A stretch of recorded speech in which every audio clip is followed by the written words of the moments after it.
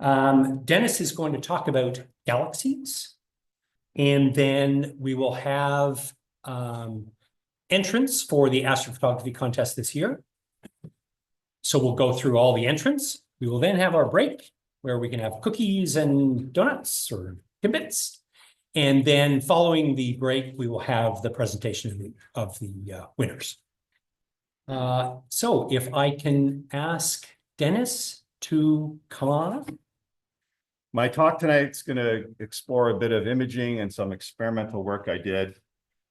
None of that recently, because I don't think I've seen a clear sky in 3 months maybe. And when it has been, it's been a full moon. So, but anyways, this was done mostly during, we had the pandemic. So we're looking for things to do. But anyways, so I'm going to explore a project I worked on a few years ago, imaging galaxies, and starting to look at these photographs and trying to discern details and understand what it is I'm actually imaging. So a bit of a project or an experiment. So this doesn't look like much. It's a star field, about 2.5 degrees wide by 1.75, vertical. So it's a small patch of sky. And this was taken in my backyard in Oakville in 2020, the end of 2020. And like I said, there's not much. This is centered on a very small galaxy, NGC 507, and the Perseus supercluster galaxies. So I just pointed it at as part of the sky, tried to do my own Hubble deep field, sort of. But just to give you some context of what I was trying to do here, as I said, I was centered on NGC 507.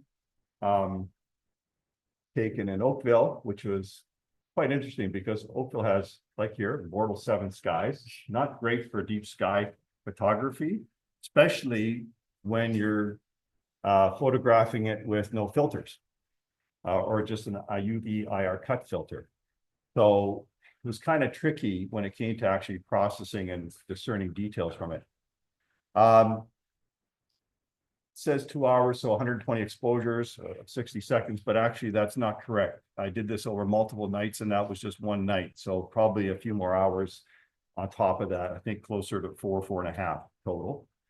The equipment was a 4-inch refractor. Focal length is about 571 and f-side 5.6, so relatively fast. And the camera was a 294 MC Pro ZWO. HEQ5 mount, and I stacked a number of images and then processed with PixInsight. Great software package. You ever had a chance to use it. Now, I took the photograph in 2020, did some very basic processing, and forgot all about it. And then about a couple of years later, I went back and looked at this picture, and I zoomed in and I said, well, there's a lot of stuff in this picture. And I reached out to the club and I asked them for some help, because I was then going to try to identify all the faint fuzzies in there. They're all galaxies in the Perseus supercluster, of course, but I was wanting to identify it, and it wasn't so easy. I mean, I'm having a hard time with different software on my computer to try to identify it. And I think I reached out to some of the club members and they gave me some information, but it still wasn't coming together. Then there was an update in PixInsight in 2022, allowed me to do a plate solve. And then what it did is it cross-references a whole bunch of different databases and allows you to annotate. So identify all those faint fuzzies. And this is what came out. That's 2 degrees of sky, guys, right? So, and I'm sure there's missing a few there. Now, it's small. You can't read those very well. So I'll just zoom in here a bit. That's the central region there. So, and I was doing this manually before. I was going through the Sirius star. Is that a star? Is that a galaxy? And trying to identify it. So this is a great piece of software. If you ever do this kind of work, the annotation capabilities of PixInsight now is phenomenal. because it's going to multiple databases to pull this information together. Trust me, it took me forever to try to do it manually. And I used the PGC principal Galaxy database, the Uppsala Galaxies, the Index C, NGC, and then this one called the Lyon Moudon extragalactic database, which is out of France. So there's a couple of LIDA galaxies in there. And then I thought, I wonder how far what kind of galaxies they are and how far away are they? So I figured, no problem. Now it's identified. I'll just go into Google, I'll type it in and it'll tell me. No, it doesn't work that way. You type it in, Wikipedia comes up, but it doesn't give you the distances, or at least a lot of them, it won't give you the distance, especially the fainter ones. So again, I had to go into various data sources, the Sloan Digital Sky Survey, the Vizier, CDS, again out of France. The NASA IPAC extragalactic database is a really good one. And through searching multiple databases, I was able to get data for megaparsecs for each of these galaxies. And none of them are 100% accurate. They'll say megaparsecs plus or minus 8, megaparsecs or something like that. So it's really notoriously difficult to get distance data to a lot of galaxies. In any event, you multiply by the standard conversion factor and you get light years. So I wanted to see what some of the distances were. You can see that LIDA galaxy, the second from the bottom, is over 400 million light years, taken in a 4-hour exposure from Oakville and Bortle 7. It's pretty remarkable what we're able to do today. But it was a fun experiment to see what you could capture. And then I wanted to know a little bit more about, okay, so where is this? Where are these galaxies in the grand scheme of things when we look way out into the deep universe? And so this is, from our best knowledge right now, where the superclusters are, and of course the massive voids in between these superclusters. And we're still trying to figure out, going way back to the formation of the universe, how these superclusters form. So we're in the center there, you'll see the Virgo supercluster. We're part of that, an Laniakea arm. That arm there bridges the Centauri supercluster. And you will see down just below there, the Perseus Pisces supercluster. So I looked at that in another catalog, and it said that that's about 350 to 500, 600, a million light years away.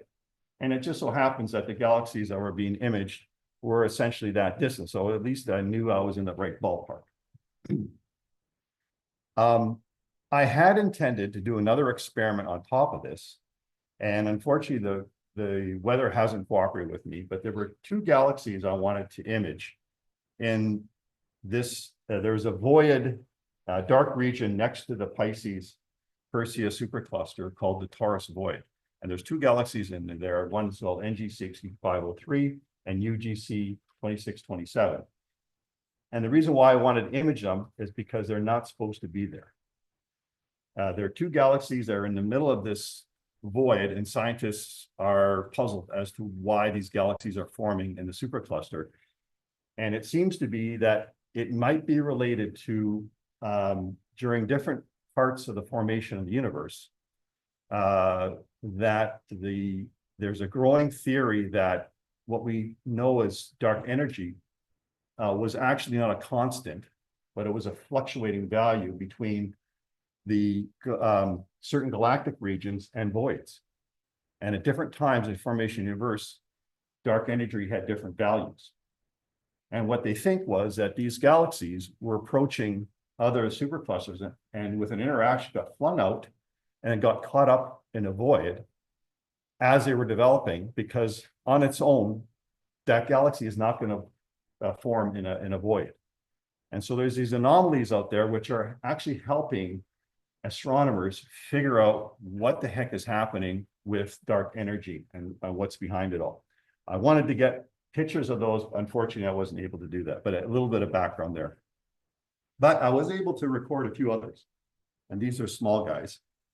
The galaxy on Your left is called the bear paw for a good reason. Kind of looks like a kind of bizarre looking bear paw. And its donation is NGC 2537 or the ARP index, which is ARP 6. And I wanted to go after this one because it's a relatively new category of galaxy called the IE series, or what they call blue compact dwarf galaxies. I know it's kind of weird, BCDs they call them now. And they're galaxies that have very predominant explosive star formation regions and virtually nothing else. It's just these clumps of stars that have gotten together and they're kind of bursting at the seams with. So you can actually see that in the Bear Paw Galaxy, several prints there inside that are regions of high density star formation. On the other side, you have a completely different galaxy, NGC 3718, which ARP 214 is another designation. And scientists are still trying to figure out what's happening here. This is a highly distorted galaxy. Originally, they thought it was a barred spiral, but now it's been warped and twisted because of interaction with that galaxy just to the south of it, or just below it. At one time, they were merging, and the galaxy below is a ring-type galaxy, and that 3718 has been warped into a different shape completely. These are all taken from Oakville, by the way. So it's possible to do some really deep sky work if you have the right techniques. Now, there's a couple more. The one on the left, you'll know as M82, is one of my favorite galaxies. And the chaotic region there. So this was done in two different kinds of light. So I photographed this in H alpha, hydrogen alpha light, and then and an RGB, and I combined the images so that you can get a good view of the central region, which is kind of like very chaotic in terms of what's happening there. And it was only in 2023 that was discovered that the reason for that chaotic region in M82 was because of a magnetar.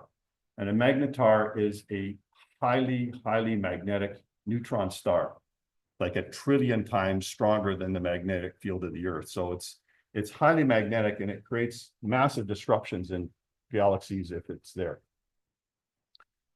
On the other side, there's M94, which a lot of you know, part of the Messier catalog. And that's been relatively recently recategorized as a ring galaxy. So again, another interaction happened with a galaxy we don't even see now that's created that ring effect, almost this double ring effect around 94. Now, when I originally photographed that, it was just a blob. So with some processing, it's amazing what you can dig out of the data, right? As long as it's not overexposed. Again, all from Oakville. And basically that's it. All I have to know.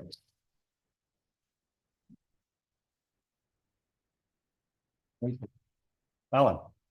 Yeah, any idea of the mass of any of those galaxies? No, I didn't look at the mass of them, but the compact the compact blue dwarfs are dwarf galaxies, so they're quite small and they're not very large. I would venture to say that some of the other ones, if you go to those databases, it has a lot of information on the spectral, how much metal is in there, all kinds of stuff. So, but I didn't investigate that. Yes, sir. Yes. So I'm near Sheridan College.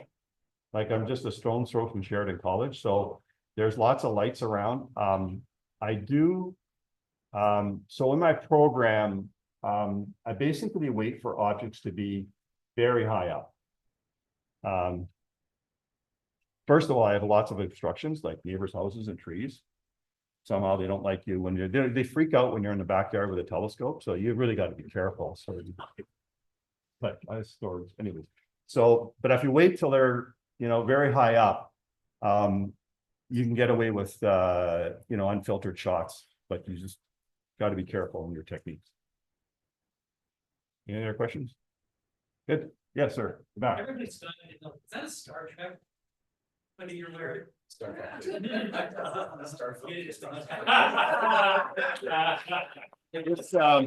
This was gifted to me by a guy named John, who actually worked on Star Trek's Next Generation sets and some of the movie sets. I met him last year at a party, and we hit it off so well that he sent me this in the mail. So it was kind of cool. Yeah, it was cool. So I wear it all the time. Like I sleep in it and everything. Wife gets really bad. Wash the damn thing. Any other questions? Thanks. If I could get Leslie and John and Chris? Yes, you tell me. I don't know.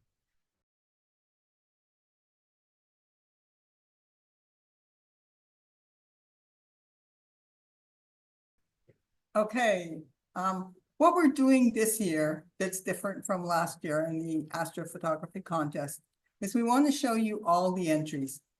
This year we had 40 of them, which is about double what we had last year, and an awful lot of really, really good pictures that made it very difficult for myself and John Gola and Chris Malicki, who are the judges, to actually, pick the best and the second best and the honorable mention third picture. So I wanted just to show you the quality of the stuff that this club can produce in astrophotography, and maybe encourage some of you to actually try it if you haven't done it before, because 40 entries is not a top limit. We would take 60 if you want.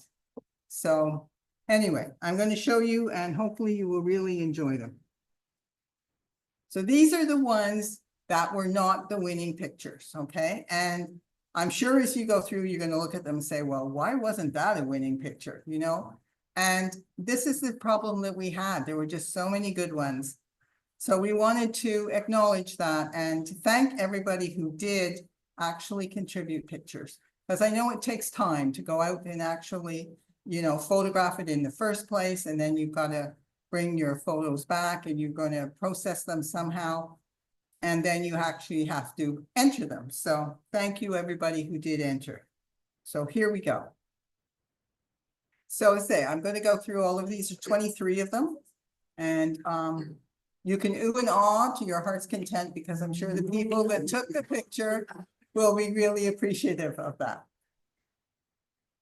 We were lucky this year as far as, objects to photograph, because there was the aurora and there was an eclipse.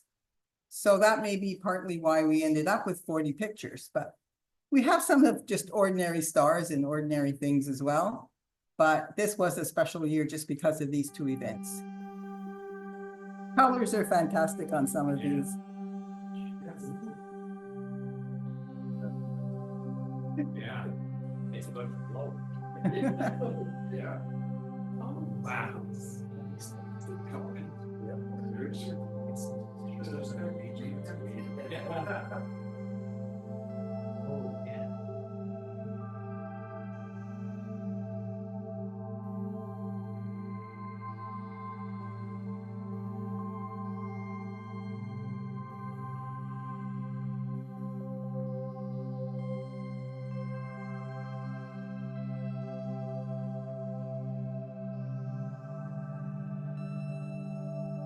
There were some gorgeous pictures.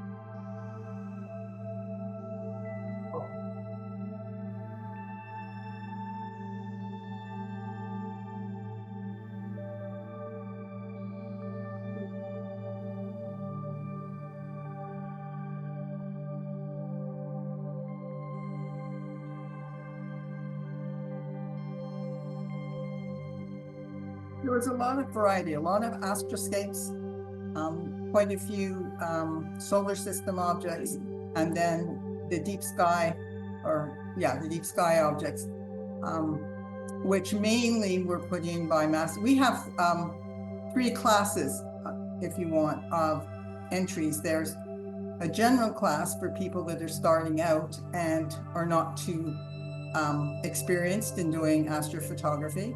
There's a master class, and those are for the people that have been doing this for a while.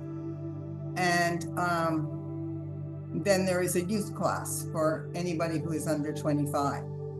So we did get a lot of deep sky stuff from the masterclass people, to be expected, because a lot of those are like hours of actually acquisition of the picture, and then probably quite a few hours of actually processing it, because you've got to stack them and then you've got to play with them in Photoshop or PixInsight or whatever you're using.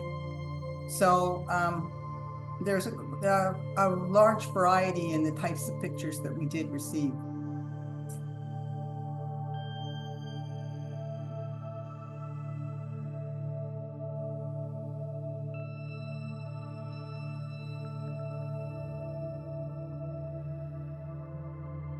And there was the comic. I forgot about the comic.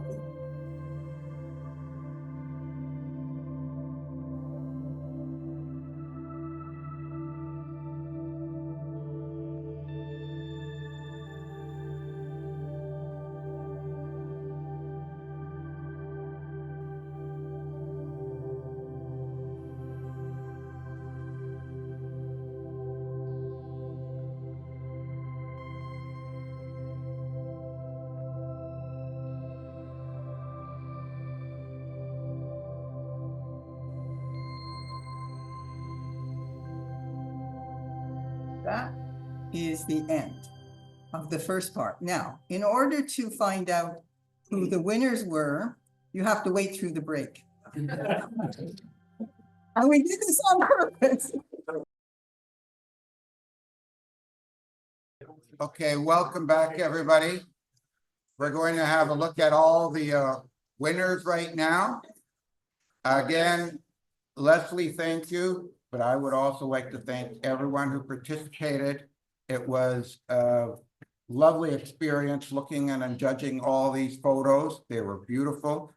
And it's actually a pleasure of a chore to have to do. But I would also really like to thank Leslie and Rob, because they did a lot of the, if you want to call it, really behind the scenes things with organizing of the photos, organizing of the presentation, making all the spreadsheets so we could have everything and tabulate all the scores correctly. So I really want to thank them for all that hard work. That's not much fun to do. So thanks, Leslie and Rob. Let me add that it was many hours of work that they both did, and I mean many hours. Yeah. Okay, so Leslie, go ahead and start with our first category.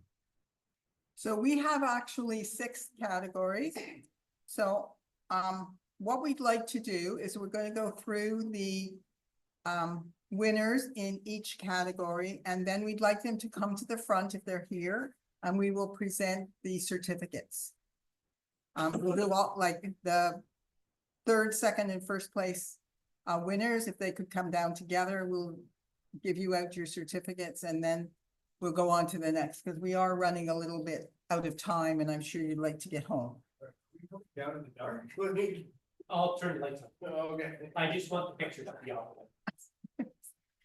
Okay, so the first category is youth, and that's basically for astrophotographers who are under 25.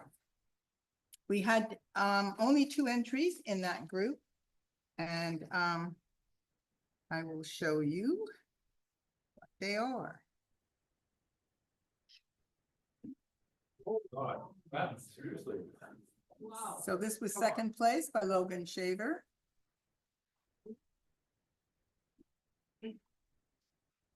Whoops, no. What did I just do? I did that. There we go. And again, he came through with a nice Milky Way core picture. Then moving on to the general category, we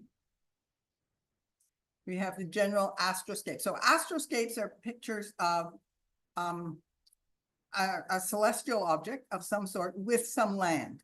Okay, that's the kind of distinguishing it from a picture of just a galaxy by itself. There you go. Uh, Touch that. I tell you. So third place, Aurora Borealis. We have the Galactic Center by Omar Al-Naji.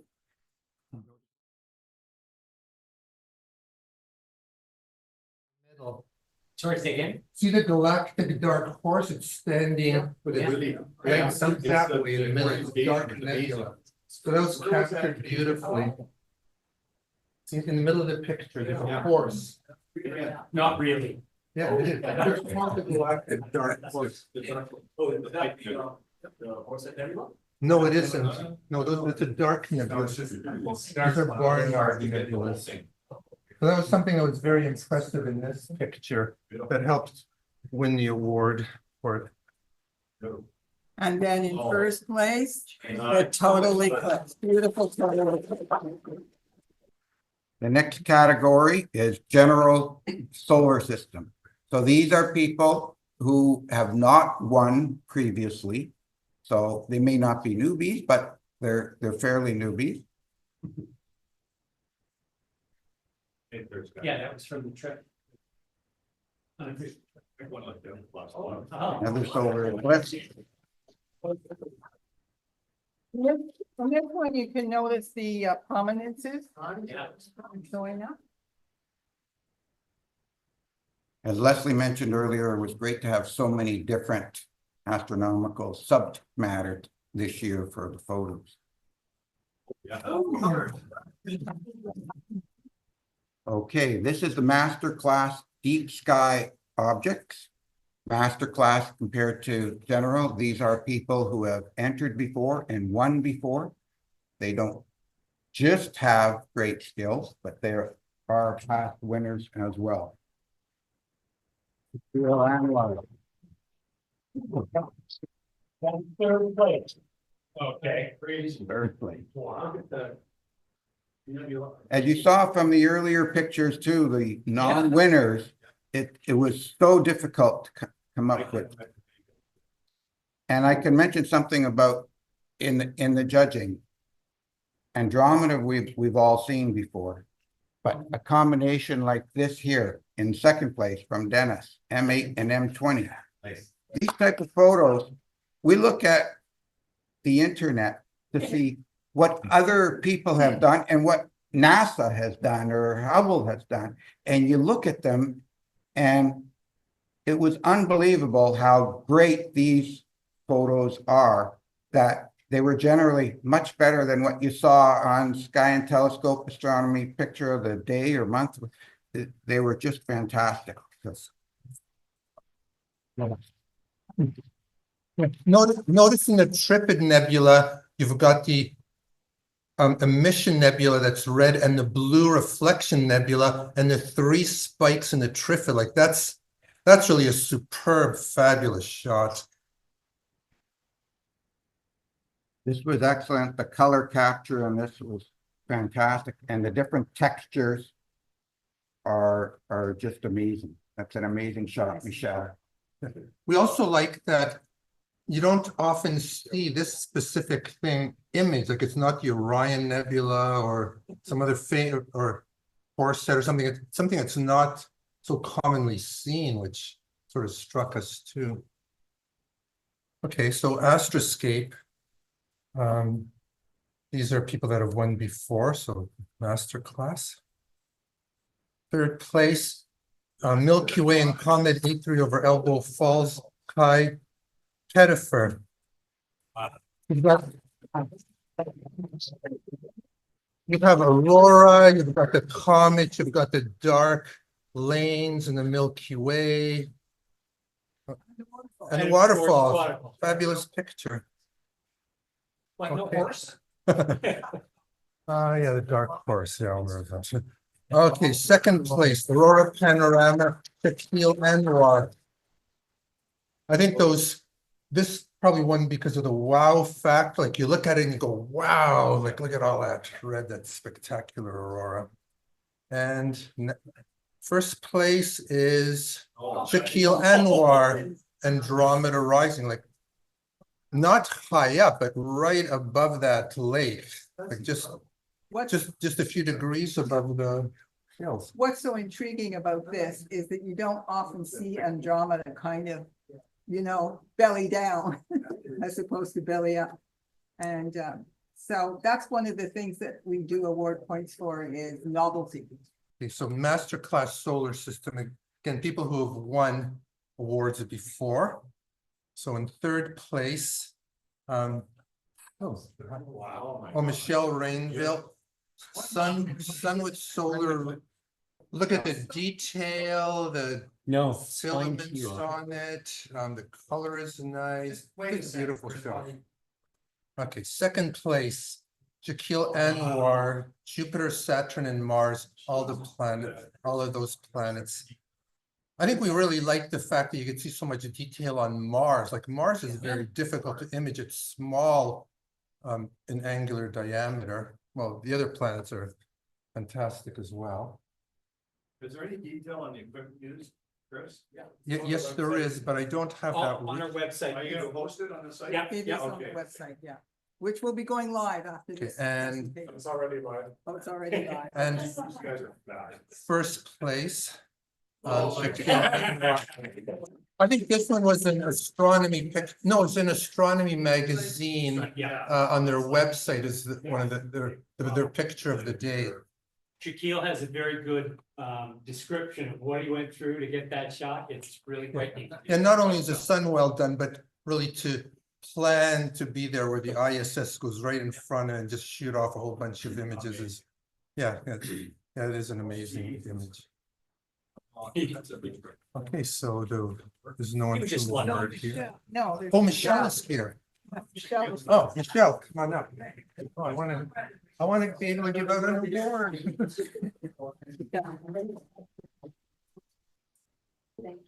Anyway, I'd just like to thank everybody who did put in pictures and encourage you all to go out and if we ever get some clear skies.